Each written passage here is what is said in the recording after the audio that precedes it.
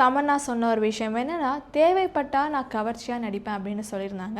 எதுக்காக இது சொல்லியிருந்தாங்கன்னா, நான் சினிமா இண்டஸ்ட்ரிக்குள்ளே நான் வரும்பொழுது எந்த படத்தில் நடித்தாலுமே நான் வந்துட்டு நோ கிஸ் நோ கிளாமர் இந்த ஒரு ரூல்ஸ் நான் எனக்கு வச்சுக்கிட்டேன். ஸோ இந்த சீன்ஸ்லாம் இல்லாமல் தான் நான் வந்துட்டு நடிப்பேன். மெயினாக வந்துட்டு நான் நடிக்கிற ஒரு சீன் வந்துட்டு எல்லாருக்குமே பிடிச்சிருக்கணும், எல்லார் மனசுலையும் நிற்கிற மாதிரி ஒரு கேரக்டரில் தான் நான் நடிப்பேன் அப்படின்னு சொல்லியிருந்தாங்க.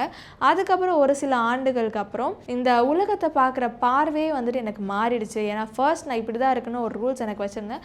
அதுக்கப்புறம் இந்த உலகம் ஓகே இப்படி தானா அப்படின்ற ஒரு மைண்ட் செட்டுக்கு அவங்க ஃபிக்ஸ் ஆனதுக்கப்புறம் அவங்களுக்குன்னு வச்சுருந்த அந்த எல்லையை வந்துட்டு கட் பண்ணிட்டாங்க. நான் வந்துட்டு கிராஸ் பண்ணி போவேங்கிற மாதிரி அவங்க கட் பண்ணிட்டேன் அப்படின்னு சொல்லியிருந்தாங்க. அவங்க நடிக்கிற படத்தில் அவங்களுக்கு தேவைப்பட்டதுன்னா அவங்க கண்டிப்பாக வந்துட்டு கவர்ச்சியாக நடிப்பேன் அப்படின்னு சொல்லியிருந்தாங்க.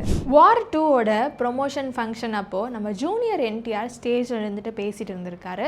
அப்போ கீழே இருந்து நிறைய பேர் வந்துட்டு கத்திக்கிட்டே இருந்தனால நம்ம ஜூனியர் என்டிஆர் வந்துட்டு ரொம்ப டென்ஷன் ஆகிட்டு, இந்த மாதிரி நீங்கள் பேசுகிறீங்களா இல்லை நான் பேசுவேன், நீங்கள் எப்படியே கத்திக்கிட்டு இருந்தால் நான் எப்படி பேச முடியும், எனக்கு மைக் வச்சுட்டு போகிறதுக்கு எனக்கு ஒரு நிமிஷம் ஆகாதுங்கிற மாதிரி ஒரு மாதிரி கோவப்பட்டிருக்காரு அந்த இடத்துல.